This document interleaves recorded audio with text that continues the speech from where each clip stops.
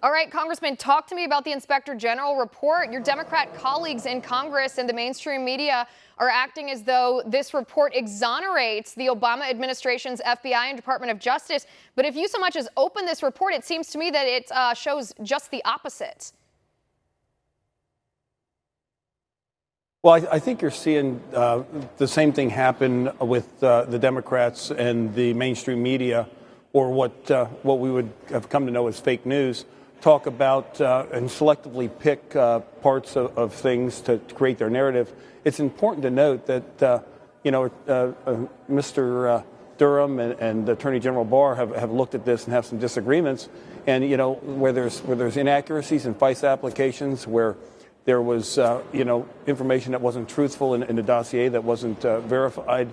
It just shows the continuing narrative. And I think it should be concern of all American citizens that these things happened to investigate an American citizen running for president, then getting elected president. And if they're going to do that to our president, what can they do to us, as far as citizens when they don't like our political agenda? And, it just shows more of that bias as we're seeing with these impeachment hearings that have gone on. First, the auditions in private, and then the witnesses, again, the same ones that auditioned in private were toted out in front of the American people.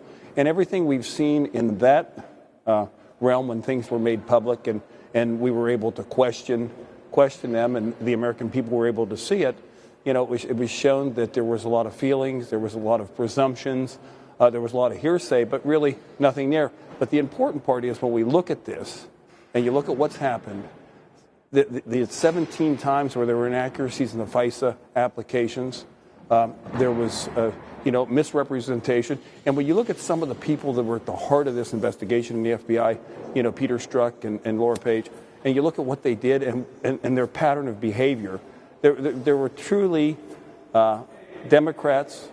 There's truly using our government to spy on, wiretap, and sue the president and his associates even before he was elected president, because they were fearful that he was going to get down to the heart of what really needs to happen here in America, and that is the fact that the government has to be given back to the people.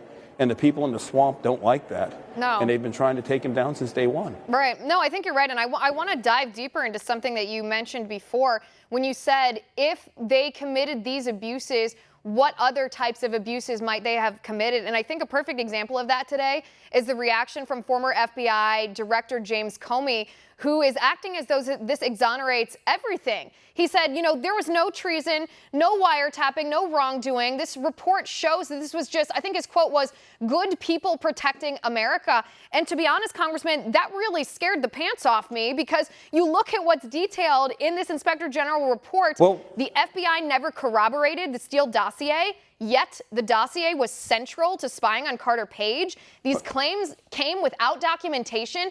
If they did this to Carter Page, where else is this abuse? Because the top guy at the FBI thought it was fine.